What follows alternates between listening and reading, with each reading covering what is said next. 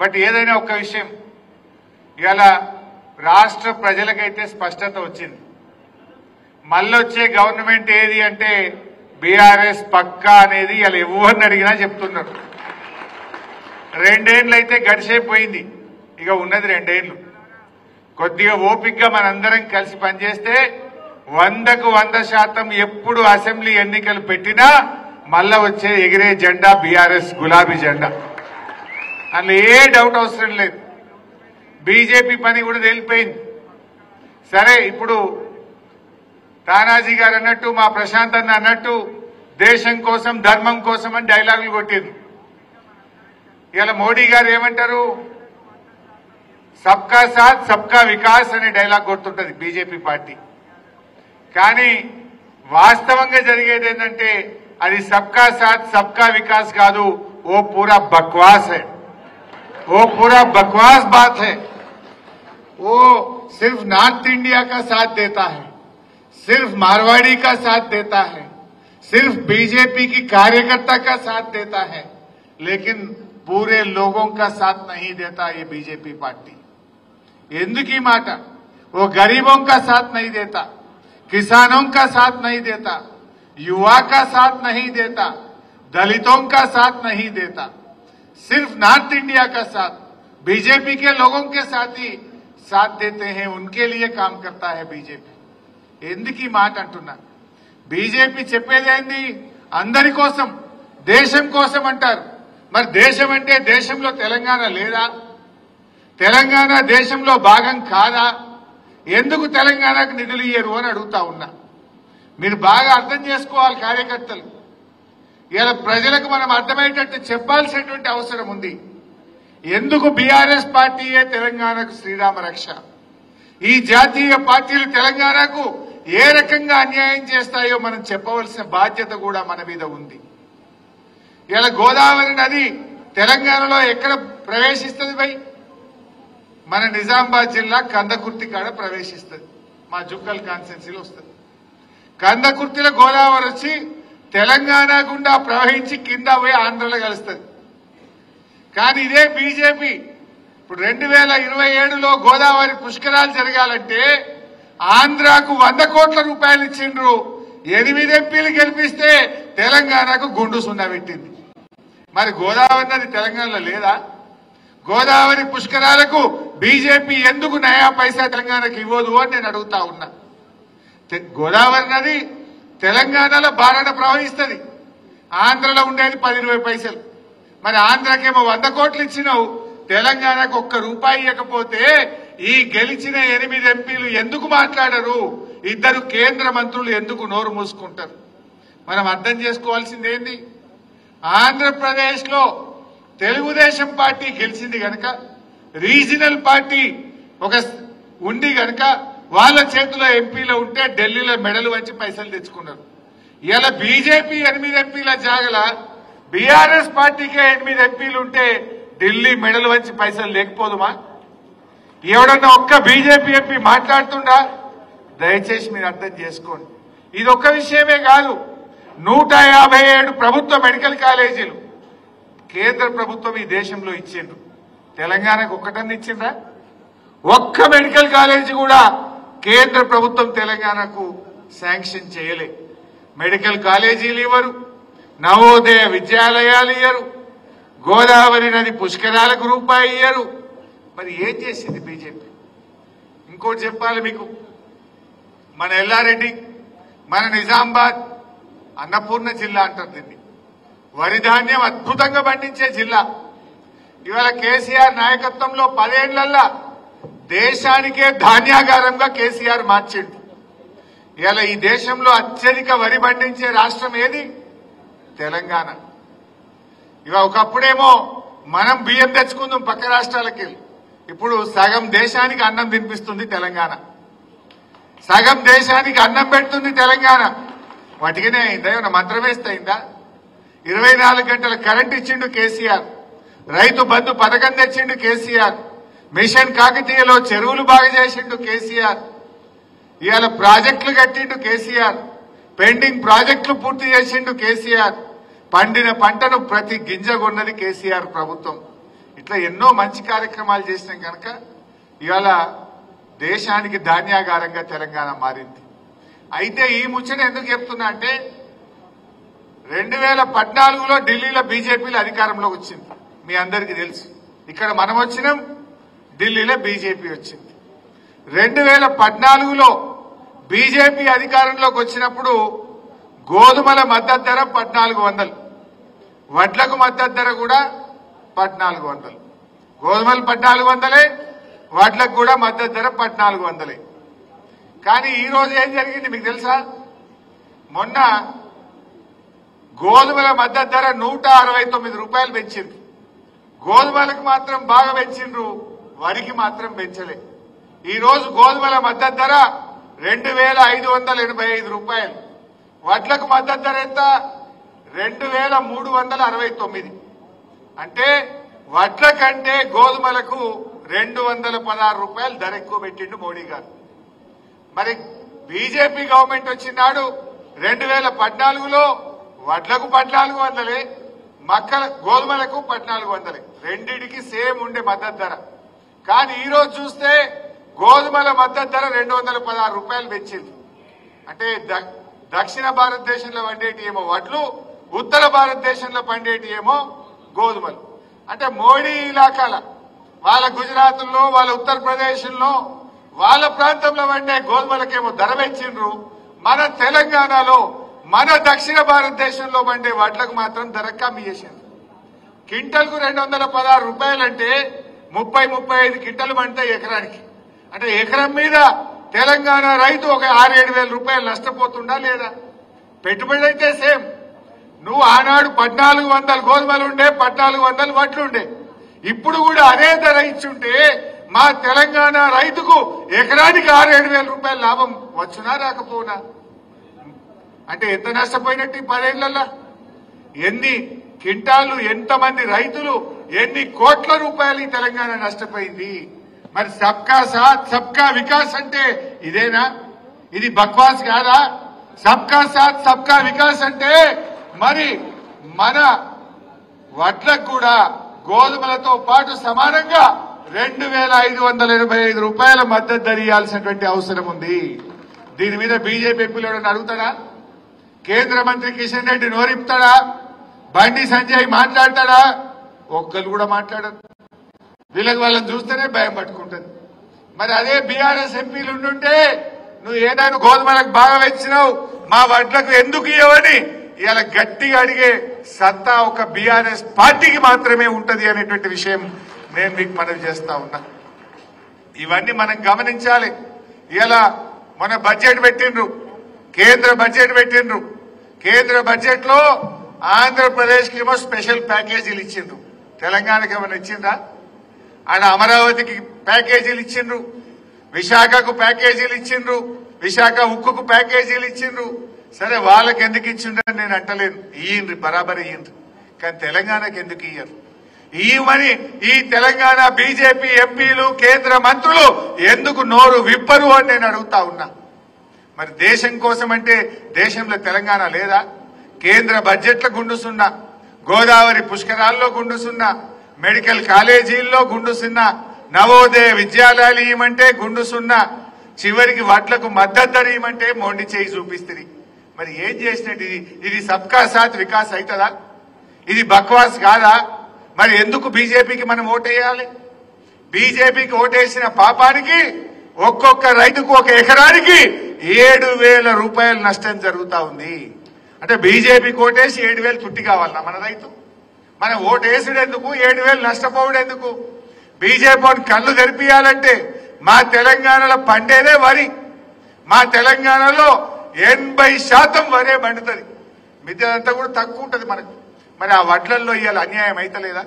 ఆనాడు 2014లో ఢిల్లీలో బీజేపీ అధికారంలోకి వచ్చినాడు వడ్లైనా, వరి అయినా, గోధుమలైనా 1400 ధర ఉండే. ఇప్పుడు ఎందుకు మారింది అంటే వాళ్ళ మనుషులకు మాత్రమే వాళ్ళు సేవ చేస్తారు.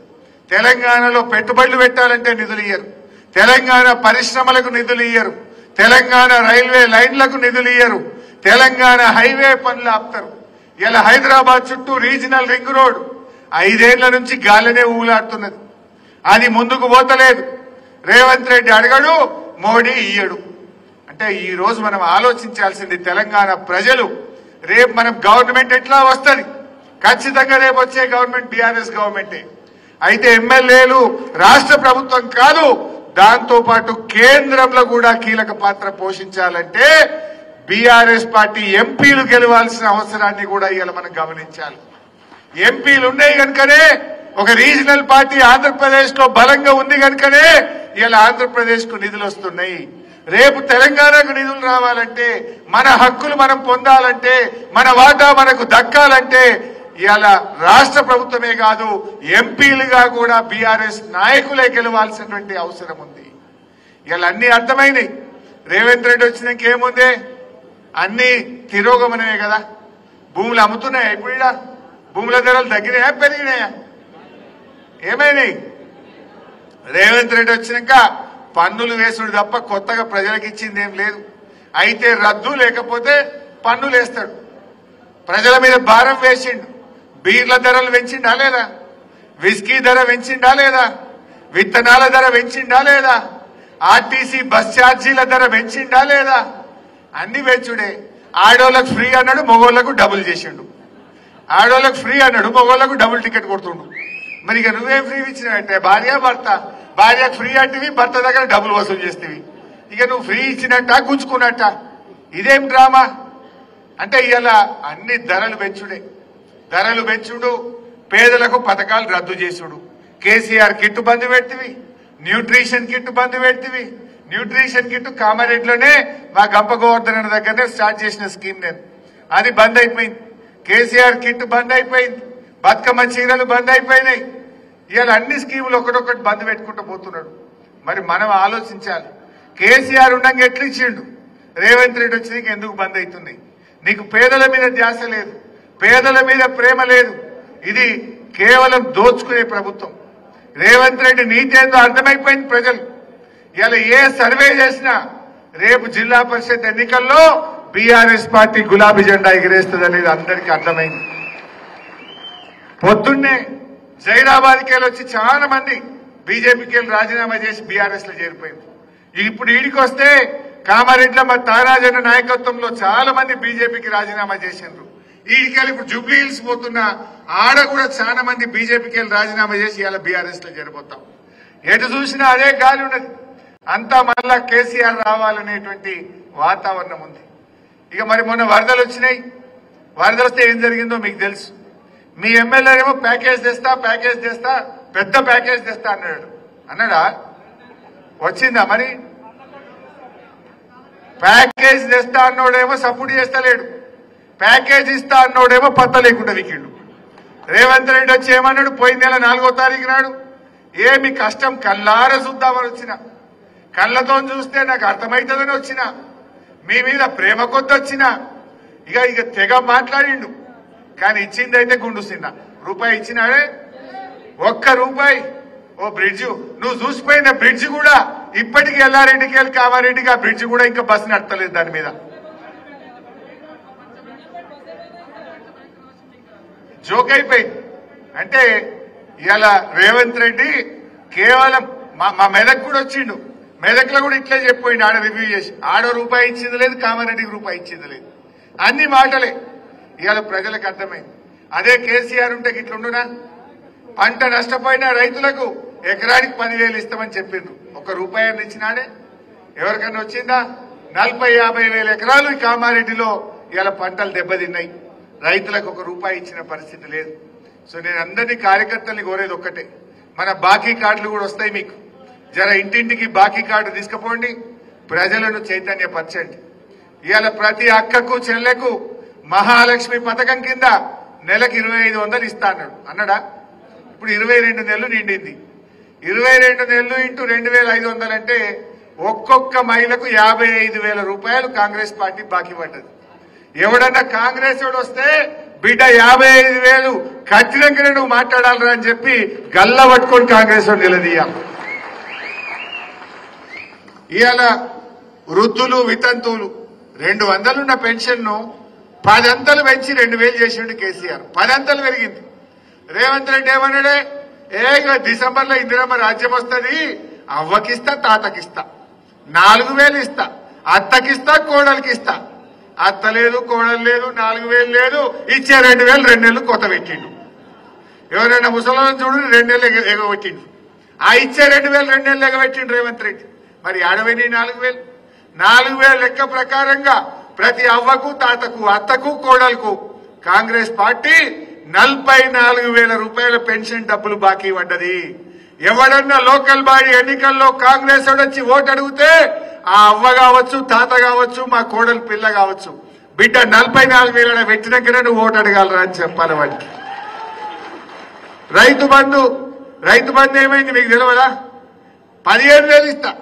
అప్పుడు మనం ఎలక్షన్లల్లా మనం రైతు బంధు వేస్తున్నాము అని నేను చెప్పిన. పోయిండు ఎలక్షన్ కమిషన్ లో కంప్లైంట్ ఇచ్చిండు, బీఆర్ఎస్ పైసలు వేస్తుండ్రు ఇయ్యద్దు ఆపాలన్నాడు.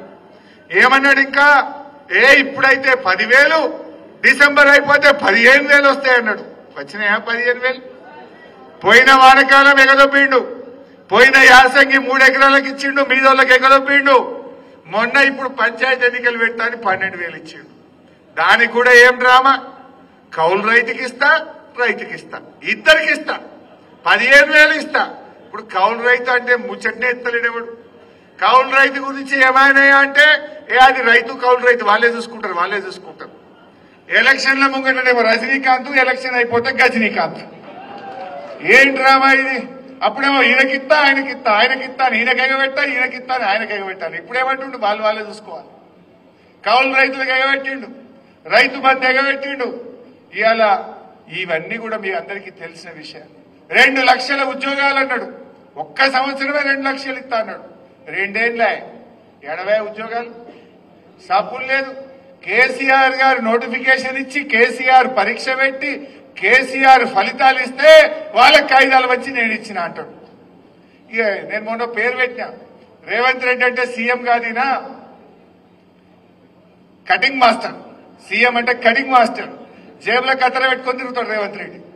ఏడన్నా ఓ కేసీఆర్ కట్టిన బ్రిడ్జ్ రిబ్బన్ కత్తిరిస్తాడు, కేసీఆర్ కట్టిన దవాఖానకు పోయి రిబ్బన్ కత్తిరిస్తాడు, కేసీఆర్ చేసిన పనులకు అయితే రిబ్బన్ అన్న కత్తిరిస్తాడు, కేసీఆర్ పెట్టిన పథకాలన్నా కటింగ్ పెడతాడు. కేసీఆర్ కిట్ బంధు, న్యూట్రిషన్ కిట్ బంధు, బతుకమ్మ చీరలు బంధు, ఈ పథకాలన్నా కటింగ్ పెడతాడు. ఆయన చీఫ్ మినిస్టర్ కాదు, కటింగ్ మాస్టర్. ఈ రిబ్బన్ కత్తిరిస్తాడు, లేకపోతే పథకాలు కత్తిరిస్తాడు. ఇంతకు మించి ఏమైనా ఉన్నదా ఈ కటింగ్ మాస్టర్ది? అందువల్ల ప్రజలకు అన్ని అర్థమైంది. పాలేందో నీళ్ళేందో తేలిపోయింది. తప్పకుండా భవిష్యత్తు మనదే.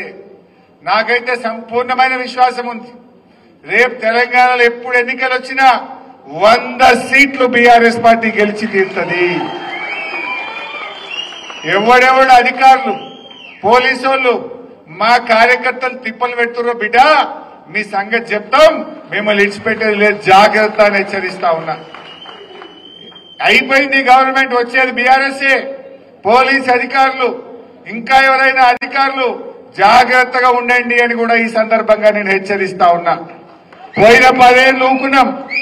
పోయిన 10 ఏళ్లు కేసీఆర్ గారు ఎంతసేపు కొత్తగా కష్టపడి తెలంగాణ తెచ్చుకున్నాం.